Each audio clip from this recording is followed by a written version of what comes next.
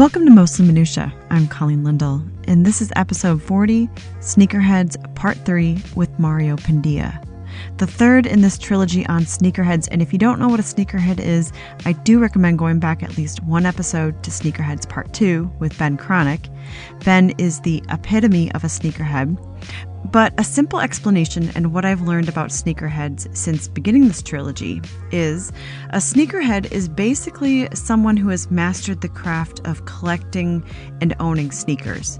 They know the ins and outs of where to get sneakers, the newest releases, the special editions, and they're usually a part of an international underground group of people who are into trading, buying, and selling, and are consistently researching and searching for, as well as attaining sneakers. And most importantly, it is largely about the chase. Thank you again to Forrest and Ben, who were in the first and second Sneakerhead episodes. This episode is a bit different in that Mario Pendilla, who you're about to hear from, Mario does not consider himself a sneakerhead.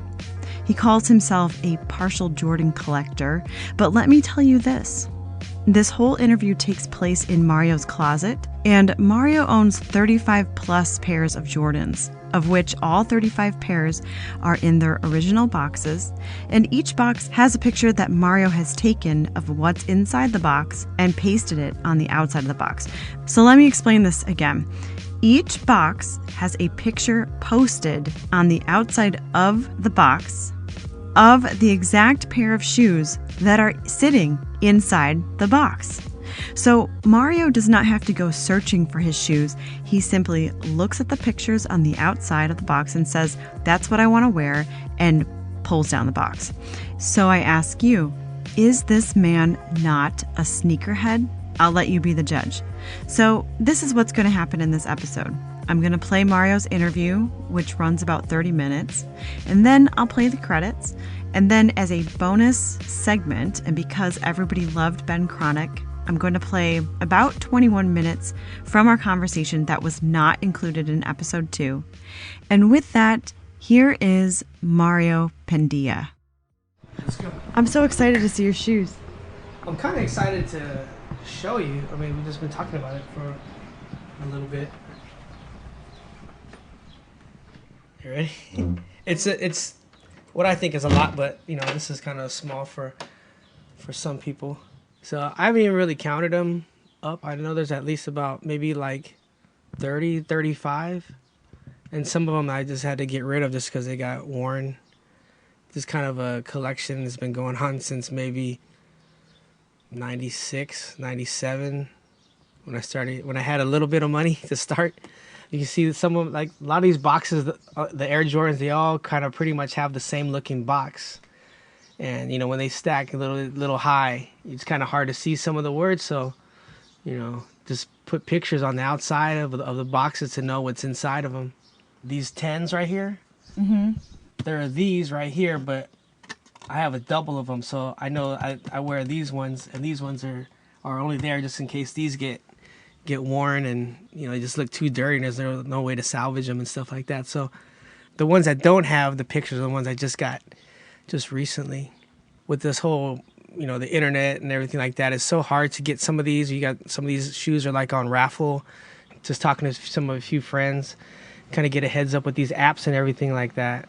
You know, I kind of know when the release dates are, and they have kind of connections on how to get them without me standing in line or grabbing a raffle ticket. It's just like so crazy to try to acquire some of these. You know, you see some of these malls and things like that. Everybody's like waiting these big lines, you know, people tearing down mall doors to be the first in line and stuff like that just for over shoes. It's just kind of a little crazy, but Yeah, Forrest was talking a little bit about it yesterday. He was saying he doesn't do that anymore because he told me about a crazy story that happened to him. Yeah. The worst thing that happened, well, not really the worst, but, you know, when I used to stand in line, it was maybe like 2 or 3 people. You know, we get there right before the mall opened.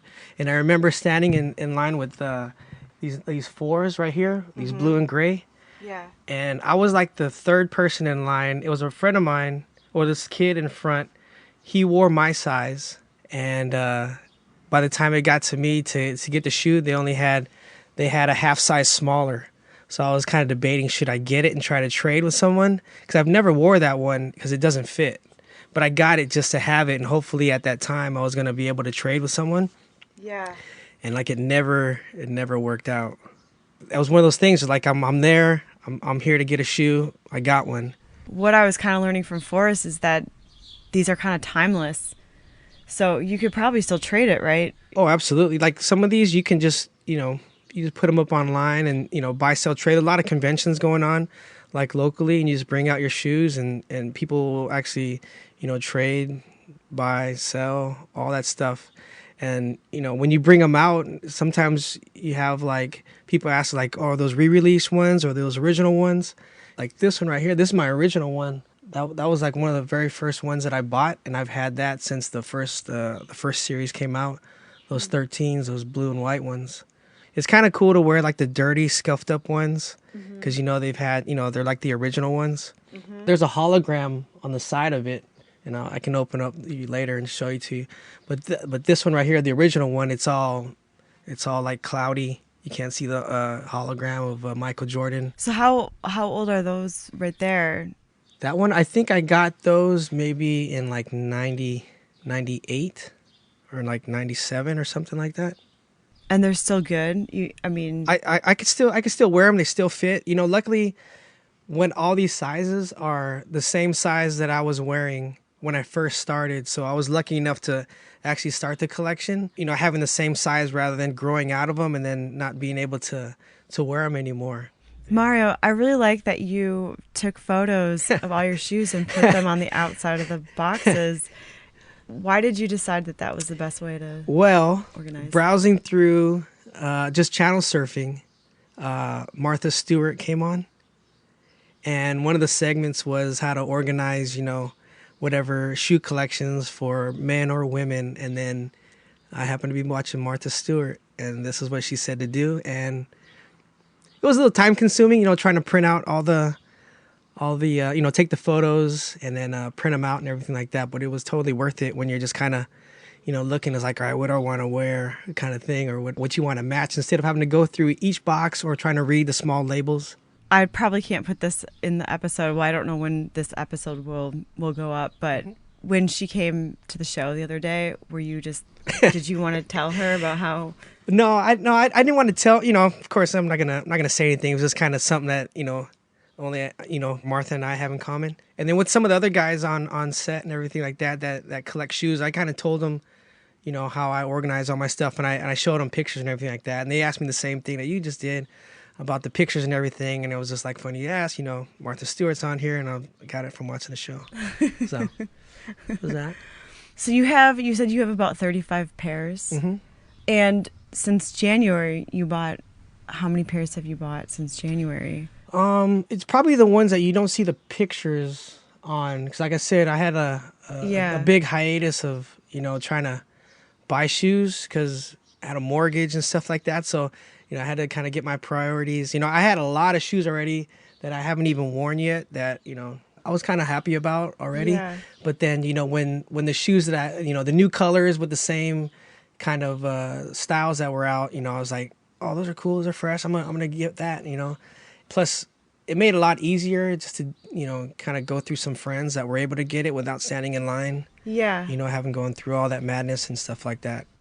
But are you now starting to buy shoes more frequently than you have in the past? Like, are you constantly scanning the apps and being like, okay, like planning, I was just talking to another friend of mine, DeAndre, at work, and we constantly go over the apps to see when releases come out. And it kind of breaks down, from what I've seen, it breaks down the whole year of what's coming out. But you kind of have to constantly keep checking back because then there are going to be new additions. It's kind of like that impulse to ask yourself, do I really want those? Or, sometimes two come out the same weekend or the same release date, but just different colors. And then with like $200 a pair, you kind of have to think, which one do you want? Or, do you have enough surplus, in your bank account to be able to buy two and just be good with it? Yeah. Are these like, I'm trying to like go from what Forrest was telling me yesterday, but are these like some of the original, like this looks like something from the 90s. This looks like That's the patent leather. So those are I guess those were not really, those are like real Air Jordans that he wore on the court. Just because there's a bunch of different shoes in here. You have the bottom, the soles. These are the 4s. Air Jordan 4s? Yeah, this patent leather, black right here. That's for the 11s. I just got those like probably this year, and they've been out for a while. I've been wanting them for the longest time. And then the back here, I think these are like the 7s. And then Air Max. Yeah, I forgot where this one's coming from, but inside here there's laser printed of all the different styles of Air Jordans that came out. They just kind of just etched them into the shoe right there. It's like a giant puzzle piece. Is it leather, do you think? That's all leather. And which ones are your favorite? The 13s, which are these ones right here. This one, this one, this one. For some reason, this is a 8, and I can't wear thick socks here. I have to wear like kind of like dress socks, like super thin, for me to be comfortable in those, or else my feels like my toes I kind of curl up. It's either those 13s or the 4s, which are those gray ones, those blue and white ones, those black and red ones right there. Those 4s are cool. Yeah, those are my original ones that I had, and something terrible happened to them. Let me pull them down for you and talk about it. Yeah. Right. If you want to. Yeah, no, this is... So, I used to have a puppy, and these are like one of my first shoes that I ever bought, and I had these laying around the house, and he chewed them up on these plastic parts, which I cannot repair. So these were one of my very first Air Jordans that I had, and my dog like totally just chewed them all up. So I can't lace it up anymore, the plastic pieces on the side. And I've been searching around to see if people can fix them, but it was just going to be so much money to try to find another shoe to try to fix this. And just with the rubber here, it just gets deteriorated. Because I had another, there's these white ones that I had. The soles, I was ready to go out. I was, had them on, and all of a sudden, like I looked back, and there's like a trail. It looked like breadcrumbs behind me, but it's the sole that kind of was just deteriorating, and the complete sole was separated from the shoe. Good thing I found that out before I was actually, far away from home and going out. So, I just threw on another pair of something else, but it was just a bummer. Like it just, I guess the weather and the heat, and I guess just what it was, made out of at the time. And it was just old shoes too. They just kind of kept in the box. What I thought was going to be helpful, but they all just kind of, the soles just started giving out, So I was just like, those are the fresh ones too. They were the white and cement gray 4s. Those are good, but they're done. So are these? Wait, these are 4s. The soles are. These are 4s. Dub Zeros. The whole shoe is the Dub Zero. And that's a Dub Zero up there then? That's a Dub Zero right there. Black, white, and red. There's a orange, white, blue, white, gray. I never heard of the Dub Zero. Yeah, I don't think it's a shoe that he actually wore. I forgot what the last shoe that he wore, Michael Jordan wore playing basketball. I don't know which one it was, but that was just something they put together. Mario, how do you decide? Because Forrest was saying something that I thought was really interesting yesterday. He's like, Colleen, shoes are your friends. And then he says that, like, first he picks the shoe, and then he picks the outfit. How do you decide? Because I know sometimes at work you decide to grace us with the presence of some of your shoes. Now, how do you decide, when you're going to wear what kind of shoe and why? You know what? I don't really look that way. Like I don't buy the shoe then go through the outfit. I mean, I have a lot of shoes that will match a lot of things that I wear. So, I don't really go that route. But I end up mismatching, or putting stuff together just by looking at, the pictures and stuff, what I think would be like, all right. Anything all white will go with anything anyway too, so. Oh, yeah, and then I noticed that you have this one right up here that's like almost all white. Yeah, those are all white 4s. I have 2 pairs of those. But it's got a little bit of bling on it. Yeah, just where the eyelets are, those are like just a little silver. This one, I think my favorite one, the blue and white and gray 13 is my favorite. And I didn't realize it until I started taking pictures but it's all reflective. So this whole blue area, when you take a picture with flash, it's just like all reflective. It's kind of cool. Can you show me any of like your recent shoes that you've gotten that you're pretty excited about? That you're Yeah. just... If I'm lucky enough to get any kind of tickets to when the Rams move here, I'm going to wear these right here, the Air Jordan 4s. I'm not a Rams fan, but I just think it would be cool to kind of, you know, show up to the game with these navy metallic gold. I don't know, they're pretty cool. This is what they used to come in when they originally come out. The 4s, they used to come with these Nike Air, like little plastic keychain kind of things. I remember in high school, people used to put these on their keychains and like, oh, you know, we know exactly where you got them from because you had Air Jordans and stuff. But this is one of my newly favorite ones. Those are really cool. I really like the gum bottom. It kind of really stands out against the white. So there's that one, and then there's this one right here. Georgetown blue patent leather 11 with the gray. See, these ones I've been wearing for a little bit because they're a little dirty, but definitely got to clean those. But this is one of my favorite ones that I've just been wearing out. Those are the 11s? These are the 11s. These are low 11s. These are like a re-release kind of, you know, they just came out like this year, or actually last year. Clear bottoms are kind of cool, but you know, just my experience with clear bottoms, see how they turn like a little yellow. That's what my only concern is. So hopefully that'll, you know, be a while before they start turning yellow, because I don't know what to do and how to clean them up after that. Mario, like, what is it about the 4s that you find so attractive? For me, I just think it's a fresh shoe. I don't know, it's got a lot going on over there.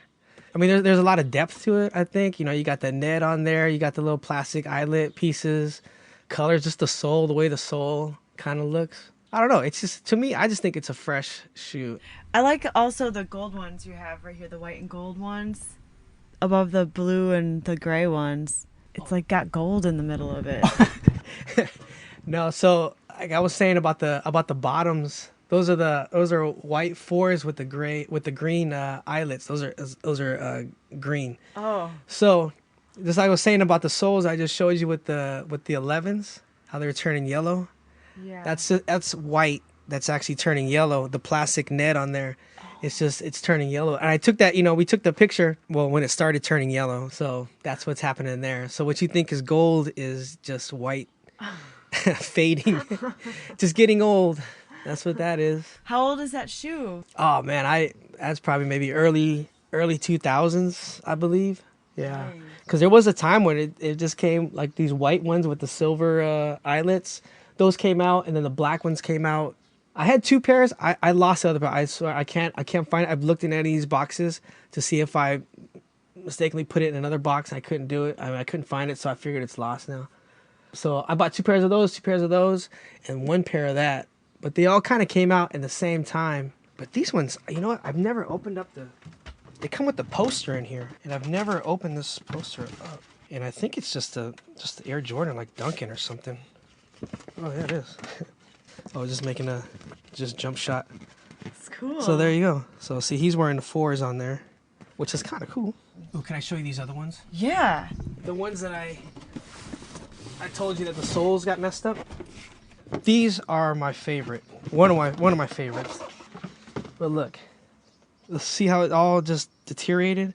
I mean, I could pull out the air bubble in here, which is not an air bubble anymore. It's been all deflated. But these were my original 4s. It's like the sole is the weakest link. Yeah. You know what I mean? It's like, I mean, the shoe. leather is awesome. I mean, the leather is still, look, it's all falling apart more. Just playing around with it. These were awesome. With the re-release, people were standing in line for these, and I was just like happy that I had them. And then I threw them on just to kind of show, you know, just to walk around with like the original ones. And I couldn't because they were getting brittle and they were breaking. So that's those. Man, the rest of the shoe is made out of leather, right? Yeah, so it's like nothing else is really going to deteriorate on it. I wish you guys could like. Plastic.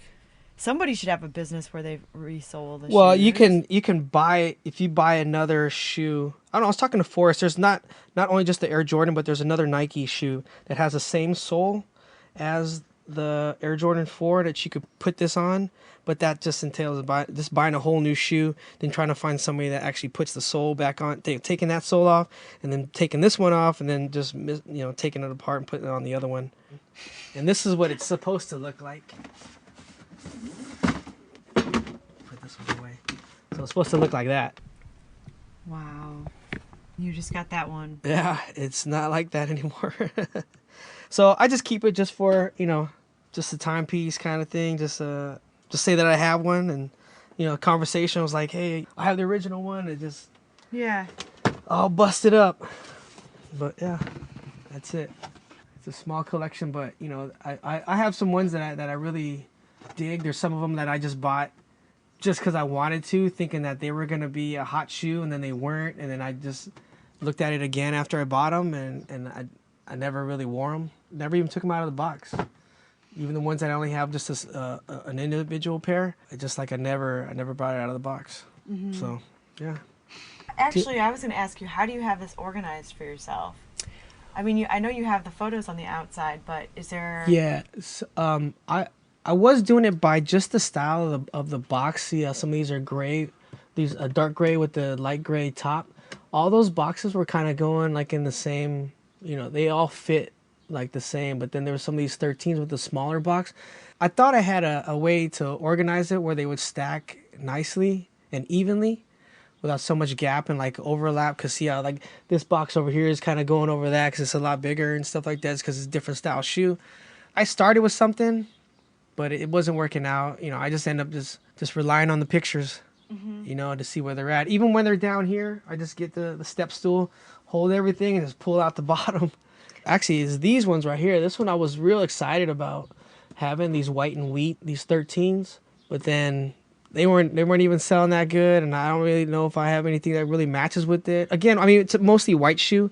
That would kind of go with everything, but that one rarely comes out. Like, to me, I think Air Jordans aren't really that comfortable. I don't really wear them to work, even my everyday stuff that I would wear the most. But they just look cool. When you dress up and you are going somewhere nice, you often wear Air Jordans? Yeah, these I think will work too, even though you're a little, looking a little smooth and everything like that. And then throw on a pair of tennis shoes. A lot of people know the shoe that it is like a pass to be like, all right, cool, those are dress shoes. You don't have to wear the shiny, hard like deck shoe, or anything like that. You can wear one of these things and then, kind of get away with it. So, Forrest was saying something about that Boys to Men wore sneakers at the Grammys or something, and then they, that was when people started wearing sneakers with. I think they kind of made it cool to be able to wear a $1,000 suit or tuxedo and then just wear on a couple $100 Air Jordan and stuff. A friend of mine, I was in his wedding party, and at the reception, the regular wedding we wear regular shoes, but then at the reception, he threw out an email and have everybody wear some Air Jordan to the reception, and I wore this one right here, this white, gray, and red one, the lows, the 13 lows. And plus I already had dress socks on, and that's the one, I have to wear the thinner sock for that one. All black, and then, the white shoes. Those are cool. I like I don't know what this part is called, but I like how it's got those indentations. Yeah, it kind of looks like a little, almost like a quilt, like a comforter. Mm-hmm. Kind of pattern. So I know I asked you this at work, but what's your definition of a sneakerhead? Oh man, I don't think I even come close to sneakerhead. I'm more of like what I think a sneakerhead is someone who gets not just the Air Jordans, but that knows everything about shoes, on the styles. Like an encyclopedia of anything shoes, like when they came out, when a certain athlete or whoever wore this shoe at a certain time, and when this was like a special release and stuff like that. It just seems like they have like the limited edition ones that, no one can really touch like in a regular department store or shoe store. Sneakerheads, I always think, anything New York, and having a bigger collection than I do. This is just my collection. This is not the collection, so. Mm-hmm. Not the collection. It's not the collection because there's a lot of common shoes in here. You know, I'm sure Forrest and a million other people out there, or maybe not a million, but you know, the lucky ones have like the unique shoes that are only, you know, come out once, and like you have to stand in line to get a raffle ticket to try to get into, and you know, even then, if you're lucky enough to get something like that, you know, those are the guys. Those are the sneakerheads. Have you ever been to SneakerCon? Never been to SneakerCon. I've been to small, like little conventions, but nothing gigantic where, you know, it's like a whole day and stuff like that. I've been to small ones to see what they're all about, and man, I don't know that game at all. I mean, sometimes I couldn't even tell if they were real or fake. You know, you kind of get up there, you like kind of feel them and stuff like that, and just kind of look at them, and then, you know, you might ask a friend of yours next to you, and it's like, hey, are these real? Are these fake? Or whatever, you know, just, you never want to get duped or anything like that, especially if you're paying like big dollars and stuff like that. For me, sometimes it's just like safe just buying it from a department store, but then again, you're not getting like, you know, the specialty shoes that you really want, you know, that out there that kind of catches your eye. You're just getting what everyone else gets. You know? When you're out and about and you see other people with Air Jordans, do you recognize, you know, if they're 17s or if they're 13s or anything like that? Yeah, there's a couple shoes where I have to think. I was like, is that a 6 or is that 7? I definitely know the 13, know the 4s, know the 10s, 11. I know a lot of series, but then there's some that it's weird. Like some of the shoes that I don't care to buy, even though, like, you know, people are standing in line. There's a big hype on the release. I was like, oh man, I really don't think those are fresh shoes. You know, I think I'll save my money for the next month when I know the shoe that I really want is coming out. You know, and kind of put my money that way. Are there any shoes right now that you have your eye on, like the next pair that you'd like to get? Are you thinking about it? There is I believe they come out in the same date. It's the red and white 11s and an all blue 11. I think they come out sometime in June. I really want the blue ones, but the red ones are fresh too, because I think both of them have gum bottoms on it, which looks pretty sweet. But they're going for like $190 a piece, so we'll see where I'm at that time, and what I got going in my bills and stuff like that. I feel like you'd look pretty good in those. You know what? I really dig a blue anything. Blue is my favorite color, but I really think those all blue ones will look super fresh. The red ones, I don't know, you can get away with those a lot. Sometimes a little red is a little too flashy for me, especially when it's all red. But I think just the patent leather portion of it is going to be red. Then the majority of the shoe is going to be white. So I think I can kind of get away with that one. I mean, it is fresh. The patent leather makes it all stand out. But those are the two so far that I've seen on the apps that are coming out in recent. So Mario, you do not consider yourself a sneakerhead. You won't. You know, you're not there yet. I don't, because on these apps, I look strictly at Air Jordans. I think any one of the other sneakerheads are going to go to any of the conventions that the apps are posting up. They're looking at all the other shoes that are pretty hot, that are pretty like unique, that are just like special release shoes. I mean, I'm strictly just going for the Air Jordan kind of deal. But all those, you know, yeah, I don't consider myself a sneakerhead. I just think those are the other people that are looking, that are, I think, more expanding their minds about just fresh shoes out there. There are fresh shoes, but they're, you know, my thing is the Air Jordan. That's me. So yeah, no, I don't think I'm a sneakerhead. I think I'm a partial, I'm a partial Jordan collector, not a sneakerhead. You think Forrest is a sneakerhead? I believe Forrest is a sneakerhead. If I bring a shoe, like we were on set, I brought a shoe out, and I think it was those black and orange, and he was like, oh, those are the ones when the Heat were out and they were winning. I was like, well, I didn't even know anything about that. I thought they were just a shoe that they just released and stuff like that. And he was like telling me all about this. He was like, oh, and you got to check these ones out that are coming out too. And I mean, he knows the whole game, and he knows it all. And that's where I kind of get a little bit of my history or what's coming out and what the best thing to do, and try to get certain things or what's coming out, or just ask questions. It's just about sneakers, like in general. Oh yeah, I was going to ask you, has anyone ever approached you, like when you're out and about, has anyone ever approached you and just started talking to you about your shoes? Nothing like a conversation, but just people in passing, just, you know, just compliment you on their shoes and stuff like that. It's like, oh, those are fresh shoes. It was like, oh man, I always wanted those ones and stuff like that. But nothing like super conversation. Mm-hmm. In a way, it's like, I don't know if I could really speak to that because I think, it might go bigger than just my shoes, and they might just talk about just the whole sneaker game in general. And I just, I don't know a lot about that. Mario, when we're shooting on the sand, like on the beach and stuff, yeah, what kind of shoes are you wearing on the sand? Oh, shoes, they are not Air Jordans. They are not any of my, any of these shoes over here in the closet. They're mostly just stuff I'll buy for like $60-$70 just for that, are strictly like work shoes. They're like but they are way more comfortable.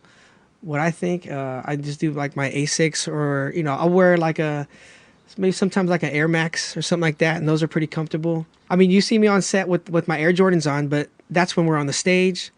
That's when I know I'm not gonna, trying to get like weird shots and stuff like that where I have to get down low or have to get my shoes dirty.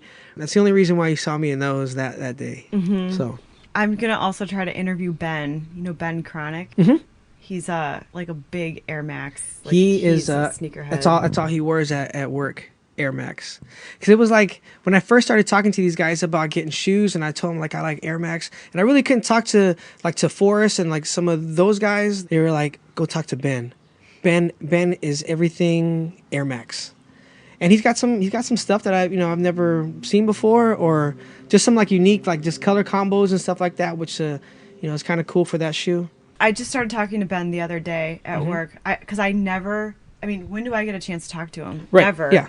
But we were stuck in this little corner. Ben, Forrest was there too. So I was talking to Forrest about his shoes and stuff. He's like, these are my finale shoes. And he was going off about it. And then Ben just starts telling me basically the whole history of Nike. Wow, that's pretty cool. Out of nowhere. I was like, okay, I guess I should really try to interview Ben. He knows a lot. I haven't really talked to him too much. Again, just like you said, he's pretty busy and stuff like that. But he knows the game pretty good too. Yeah. I have to ask him, but I think he'll be okay with it. Yeah. Well, I feel like we're pretty good. We just talked for 45 minutes. Get out of here, really? All right. If you'd like to see pictures of Mario's closet and boxes of Mario's shoes with the photos posted on the outside of the box, go to my site, ColleenLindell.com. You can also find the link to my site in this episode's description, which you can find on your device where you are currently listening to this episode.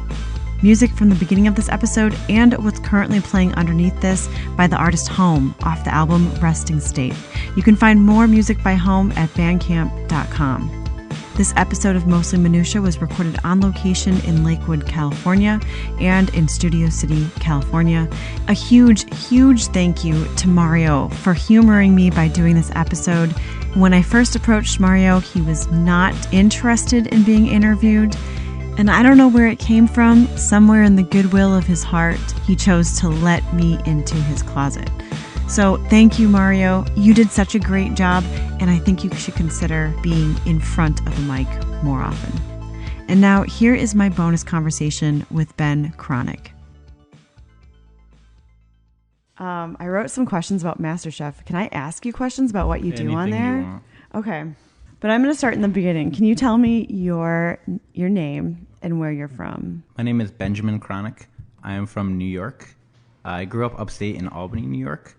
But I've lived in New York City for probably about 12 years.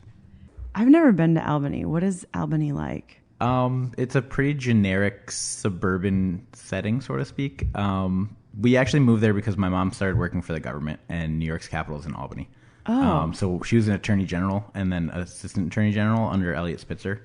So she moved up from Philadelphia, New York area where my parents were sort of deciding to settle. She got this job. They decided to go to the government and move up to Albany, and then we settled there. Do you have brothers and sisters? I have one brother, an older brother. Okay. Named Matthew. Matthew, and what was it like for you personally, just growing up? Because how long were you in Albany for? Until high school. It was different. I mean, my brother is very strange. He's become a surgeon, so he's sort of followed my father into the medical, pursuit of a medical career. Your dad is a doctor. My dad's a doctor. My mom's an attorney, if you didn't catch that before, and my brother is now a surgeon. I'm the black sheep. who has done quite well for himself, but I'm the black sheep of the family a little bit. But what's strange is like my brother, even though now he has 2 kids, he's married, he's living this very like, you know, not cookie cutter life, but like a very normal, successful, generic life. But he was the wild one as a kid. He was like absolutely crazy. So I sort of like, that's kind of how I got into everything at a young age, was that it's like my brother and his friends were doing it. So by the time I was like 9 or 10, I was like sneaking out with them at night and going out and having fun. 9 or 10.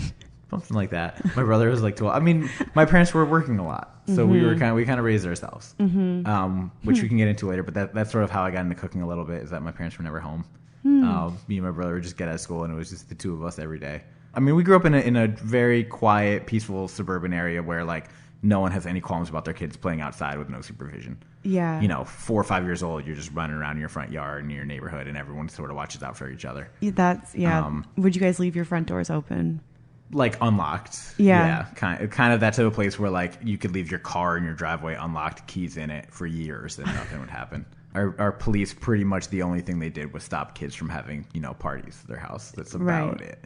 So through that, I think that was like part of what developed me a little bit, is maybe that I didn't grow up with like the fear that a lot of people have in inner cities, or kids have, where it's just like you can't just do whatever you want. You can't just run outside at 8 years old and go play for 10 hours without worrying about anything. You know, like I have relatives or friends that grew up in New York City or grew up in other places where you just have to have that like air of like at all times you need a little bit of safety. You need to be protected a little bit, or worry about things. And like, I feel like we kind of got, you know, the like stay away from people with candy and stay away from like the real like dangerous things, but in general, like there's nothing really that bad going on up there. Where my parents kind of allowed us that freedom to sort of be like, figure it out for yourselves. You guys are playing, you bump your head, figure out, you know, where to get ice from and how to survive. You'll be okay. Yeah. But you felt like you trusted the parents of the kids in your neighborhood too. Yeah, like exactly. There were it was kind of like a village. Exactly. It was a village where it was like all the kids running amok, but it's like, you know, my parents worked a lot, but a few of my friends had parents that either were teachers and had summers off or stayed at home a little bit.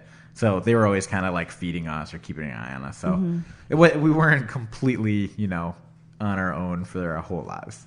Now, do your parents still live? Do they still live in Albany? Or did they move? Do. Okay. They actually still live in my childhood home. They moved probably when I was in like 2nd grade or 1st grade. We got a new house. So I don't really remember the original house. I was only like 4 or 5.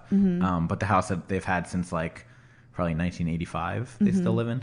So it's nice to go back and see like my, you know, it's not really my room anymore, but like every time I go home, I still have that like warm feeling of like remembering all my, you know, memories. Is your brother living in Albany? He's actually in Massachusetts right now. Oh. He just placed for his surgery residency, so he's actually moving to Portland. For the last 2 years of his residency. What, Portland, Maine? Portland, Oregon, Oh. actually. So he's coming all the way over to the west side. That's exciting, isn't it? Yes, it is. It allows my parents to spend a little more time over here. Yeah. They've been coming out like once every 6 months or once a year. Has it been hard, you know, being across the country from your parents? My parents, not so much. I mean, like even when I lived in New York, I saw them like once a year because I was working in restaurants and I was so busy, and they're pretty damn busy for being a little older, but they still both work. So it was a lot, but it was like I'm kind of used to it. Whereas like the hard part is like my brother has a 3-year-old and a 1-year-old that are just insanely adorable. Yeah. And missing out on them and how much they change over the course of every few months is Right. probably the hardest part. Like my parents and my brother, sad to say, is like I can get away with phone calls with them, and I have a decent idea of how they are and what's going on. But a 1-year-old and a 3-year-old is kind of like I can't really talk to them on the phone as much. I know, and they change a lot too. They do. Every time I quickly, see them, they look completely different. They're talking like crazy, and so it's more upsetting to like miss out on them a little bit. And they call you Uncle Ben. They do call me Uncle Ben, and I do cook for them every now and then. Oh my gosh! Yeah. What do you make for them? Just simple stuff, baby food, cereal. Oh. Little snacks, but I'm sure eventually I'll be able to like develop their palate and start to get them to eat really cool, funky stuff. So, tell me about when you were, when you left Albany when you were 18, I guess. Tell me about what, were you going to school somewhere? I was. So my parents had always I kind of had an idea that I wanted to cook, and even though it was very early on in sort of like the culinary world becoming cool, because like now being a cook is cool, being a chef is really cool. It's all over, media. You get TV shows. You go to Las Vegas and half the billboards are of chefs in their restaurants and not like, other sort of like venues or things.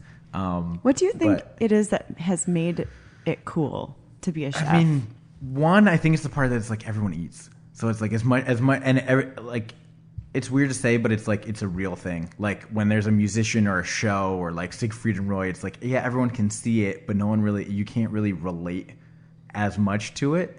You know, if you're a piano player and you see you see Billy Joel or some incredible person playing piano, it's like you relate to it and you get it, and maybe you have a better, deeper understanding of that than someone who's just like, oh yeah, I like that song, and they don't really think about like how it's written or how it's done. Whereas like we all eat, and on certain levels, even though some of us are terrible at it, we all cook. We all sort of have this connection to food. And I think that once we've realized that, you know, the greatest chef in the world is still just making food, and he's still technically just doing something that you can learn how to do. I think it sort of became this sort of hand in hand of like, we're interested in it, but we can also do it. You know, like I can go eat at a great restaurant, and then I can go home and try to recreate it or try to do it in a way that makes sense and is, you know, viable in a way that a lot of the other things aren't. You know what also is cool about it, I think, is that it's something that you can give away to people. Yes. It's very much relatable. And it's like one of those things where that's where I got into it. Like I saw how in the main world, like, I don't know how to put this exactly, but like when you're a doctor, most of your life is miserable. And we've sort of, society sort of became, you know, has created this thing where like being a doctor is like amazing. And oh, I want my son to be a doctor. I want my daughter to be a doctor. And it's the coolest thing ever. But no one thinks about what the day-to-day actually is. They just think it sounds good. It looks great to other people, and it pays well and all these things. But no one really thinks about like the actual day-to-day of it is like, you're just seeing people who are incredibly miserable, who have, you know, problems with their body, who have problems with health and these things and every day you're just seeing miserable people. And if you're lucky, hopefully every now and then you make them feel better, and that's a great feeling. But like on the day-to-day, being around a father who is a doctor was miserable.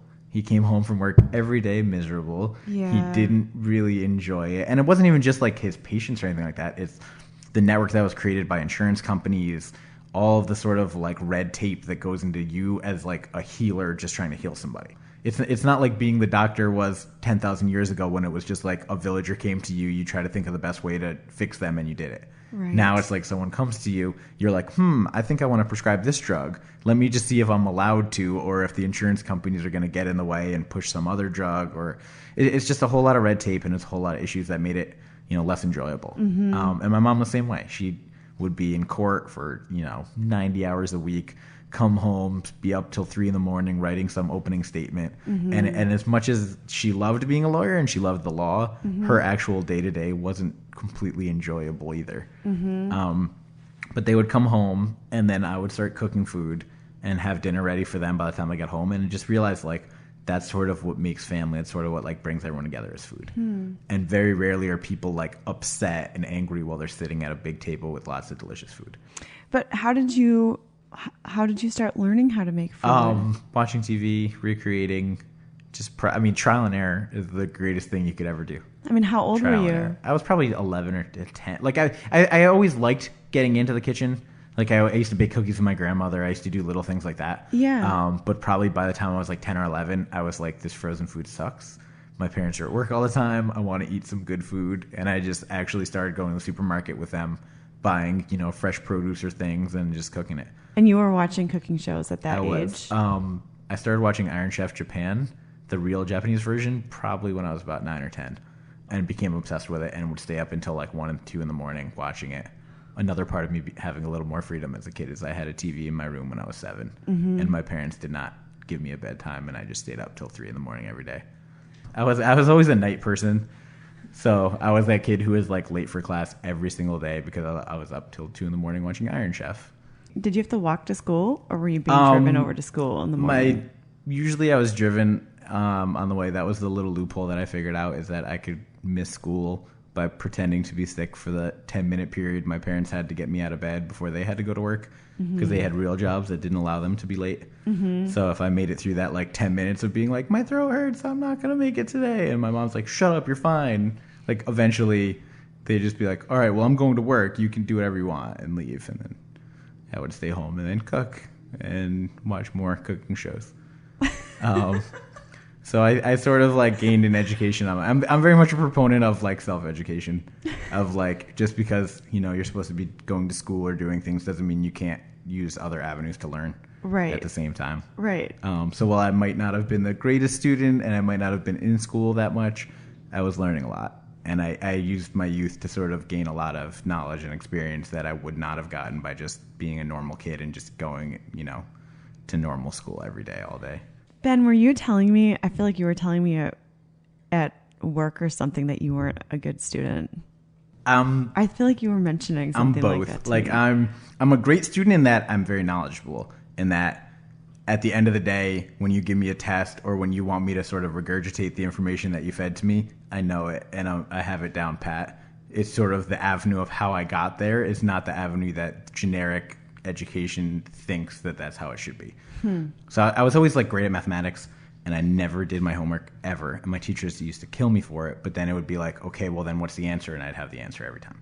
And I'd always do well on my tests. I would always know it. And they would be like, well, but that's not important. What's important is how you got there. And I was like, no, that's not really how it works. Like, I know the answer. I don't need to like write out each little number and each little addition or thing. I just realized it's like, at the end of the day, how you gain the knowledge is less important than your ability to obtain it and then keep it. So, gosh, I feel like you are, there's like a type of schooling called open schooling. I think it's like a type of homeschooling, but it's where like the child becomes obsessed with one thing. And so you take that one thing, that topic, and you build all the subjects around, like you do math. Like for you, it would be like you're obsessed with cooking. So your math would be around cooking, your spelling would be around cooking, like everything would have been around cooking for you. Maybe you would have done better in something like that. It makes sense though. It's like the idea, the sciences around. Yeah, because I mean that's like food science is a huge industry right now that all these different companies are tapping into. And it's one of those things where it's like if you found a kid like me who loved food and didn't really love chemistry or biology, if you sort of explained it that way, like, well, what happens when you add baking soda to water? What happens when you do these different things? Maybe, like, I think that it would be relatable. And I think that's the whole concept of that type of teaching is like, if you can't relate to the material, no matter what you do, all they're going to do is memorize it and then forget. And that's kind of how, education in America is. Memorize, regurgitate, forget. And then you have all these kids that are like, oh, well, I don't need to know that anymore. That was from, 7th grade. We're in 9th grade now. And it's like, but that's not how the world works. You need to build knowledge and build understanding, not memorize exact information. So I think with that, if you did teach someone like me through all these different cooking things or like even spelling, you just had me practice spelling all these weird fruits and vegetables and things. French names for and language learning. Like I was relatively poor at learning languages, partially in my defense because in America we start so late that it's really difficult to sort of pick up a language when you're starting in 8th grade or 9th grade. But one of the only things I remember in other languages is food. And I speak no French, but I can read a menu and order in French. I lived in Japan for a little while and my, knowledge of the language was terrible, but I can order Japanese food almost anywhere I want just because I remember the food names and it just hits me in a certain part of my brain that just stays. Yeah, you just know what it is. Yeah, so going back to just when you left home and you went and you moved, because did you move right away to New York? I did. No, actually, so I left at 17 and graduated high school, and then I was sort of just trying to figure out where to go to college and what my next step was. I knew I wanted to cook, but I also kind of knew that it wasn't the time, both in my development as a person and also like my parents wanted me to go to college. Understandably, they value a bachelor's degree for more than just what it is, so to speak.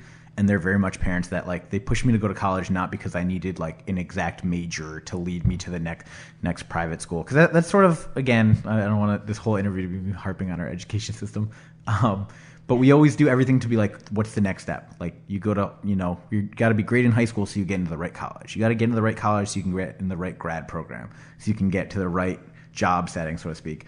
And I didn't really get that. I was like, why am I always just doing something for the next thing? What about like the here and now? Like what about in the moment? And I think my parents got that of like, they wanted me to go to college not to major in one thing, not to get this exact way to like get into an industry, but just to see people, just to see other people interact, to deal with these problems on my own in my life. And sort of that's what college was to me, was like, what happens when a friend stabs you in the back? What happens when a relationship doesn't go how you want it to go? Like, all of these things kind of builds up together, and like you gain knowledge of just how to be a person. You find yourself a little bit. You find what it's like to be depressed a little bit, what it's like to be happy, and all these other things. For sure. So, I'm like totally relating to you in this. Yeah. Yes. So I had a couple of college choices, a few of them. Like, I didn't really know where to go, and I wasn't really sure like how to go about it. And especially when you're like, everyone in my school kind of spread out. I know a lot of people kind of pick that way, like, oh, one of my friends is going to UCLA, so maybe I'll try it or something like that. But all my friends scattered all over the place. And I wasn't really sure like what avenue to choose. All I knew was I wanted to get the hell away from home, but also not be like so far away from everything that I didn't know anybody. So I got into a bunch of schools in the South. I got into NC State and Clemson and Elon and a few schools like that I thought were great. And they had, everything I was looking for. They were huge schools. They were relatively diverse. They had great sports programs, and they were in locations where they weren't, right in the middle of a major city, but they also weren't like so far away from everything that I felt like, oh, I'll be trapped there. And then in the end, I just got like cold feet. I just had this thought of like, I'm this like super liberal, raised Jewish New York boy with a quick tongue, and like, am I really gonna fit in down south? And I was just like, I got terrified. Like, and in hindsight, like now what I know about those schools, it's like they're liberal schools. It's not like I'm going to, the type of environment where I'm going to be like an outcast. Like, there's just as many diverse, interesting people at those schools as me. But I got cold feet, and then I went with my safe choice, which was Temple University in Philly, which my mom went to law school in. My dad went to college in Philadelphia. My brother went to college in Philadelphia. And my grandparents still live there. So even though I didn't have that much family, I still had some, and it was still close enough. So I decided to go there, which turned out to be a great choice in that Temple's like a ridiculously large school. It's probably the most diverse in the country. And that really helped me. Like, it was probably 20% black, about 15% Asian, 10-15% Hispanic, and like only like 45% white. So it's just so mixed with people. And it's also an international university, so we have campuses all over the world, and then people from all over the world come to school there. So I think that was great, is that it's like I got sort of out of my comfort zone, but also still having like a little bit to fall back on, in that I knew Philadelphia, I knew the city, I knew where stuff was. And it's a wonderful city. It's a great city to go to college in. And you have roots there. I mean, yeah, because like, your mom was there. Yeah, like my parents met in Philadelphia. My dad was born and raised there. All my relatives have gone to college in Philadelphia. It's only 2 hours from New York City. It's about a 4-hour drive from my parents' house. So it allowed me that ability to, like, every few months I could go home. I could still see my college, my high school friends. But I did have that feeling of like, I'm not going to school 15 minutes down the road from my parents' house. Like, I have all the freedoms I could possibly want. So, I mean, what did you end up getting your degree in? I have a BA in history and political science. And were you cooking at all while you were there? In hindsight, this was my biggest mistake. I was cooking a little bit. I cooked for my friends a little bit. I cooked for some girls a little bit. In hindsight, because the industry was not where it was. The buzz about food was not where it was when I was in college that it is now. If it was, I probably, like, if I went to college today, I would probably be running an illegal restaurant out of my dorm room, making so much money, charging, cute couples like $50 for me to make some elaborate dinner for them to impress their girlfriend or something like that. Yeah. And I probably would be like famous on campus for like the guy running an illegal restaurant out of his dorm or something like that. Your pop-up restaurant. Yes. And the idea of like doing it in college where there's so many people from so many different cultures, and like just the connection of like meeting some, Korean exchange student, and then I make them like kimchi, and they're just like, this is the weirdest thing ever. I'm so far away from my home, and I found someone who's like intrigued by my roots and by what I like to do and what I like to eat. Because at the end of the day, like, food is history. So I think that's part of why I became a history major too, is like, I always loved the world. When I grew up, I read voraciously. I read all the time. When I wasn't, even in school, I'd be reading books that had nothing to do with school, sitting in class, but always autobiographies, always nonfiction, because I was always obsessed with like the world. And I was one of those kids that was like, why would you read fiction when you just like, it's like you're not paying attention. Like, there's so many crazy stories in the real world. Just read this guy's autobiography, and there's more things you think are fiction, but they're not. I'm so with you on this. It is. My favorite book of all time is Malcolm X's autobiography, which I've read probably 50 times cover to cover. And it's just one of those things where it's like, one man's life, one man's story has so many different turns, so many different plot twists, and it just sort of like connects with a million different things going on. That it's like, why would you need to read fiction to come up with something this crazy or to see this many stories or things? No one can write this. Yes, like exactly. This person's life. This is a real. Yeah, I love it. Yeah. And read Benjamin Franklin's autobiography. It's like 50 people's lifetimes in like one chapter. Like the amount of stuff he was doing at that time. And military history always intrigued me of like why. Academically, you're always looking for that answer to that question, why. You always are like if you're really intrigued by something, even in fiction, you're trying to figure out why. Why is this happening? So I was always intrigued by like you see humans, you see these people all over the world, and it's like, then why would you harm somebody? Like right now, we're in a room across from each other. You're a human, I'm a human. We're made of cell structure. We're people. It would take something so extreme for me to be like, I'm gonna violently break your leg or hurt you in a way that's destructive, knowing what I know about each other, that we're literally the same people, and that at the end of the day, our cell structure is the same. We're both humans. We're both so equal. But what has caused all over the world for people to just kill each other by the millions and billions throughout time? And it was just one of those questions that always intrigued me, is like, why are they doing this? Why did we have a civil war not that long ago in which we killed almost 1 million Americans on our own land? Like, over what and why? And there's always like a deeper thing than what the actual battle or war is about. So I think that was like one of the reasons that drew me to history, is just like learning more about cultures, learning more about people,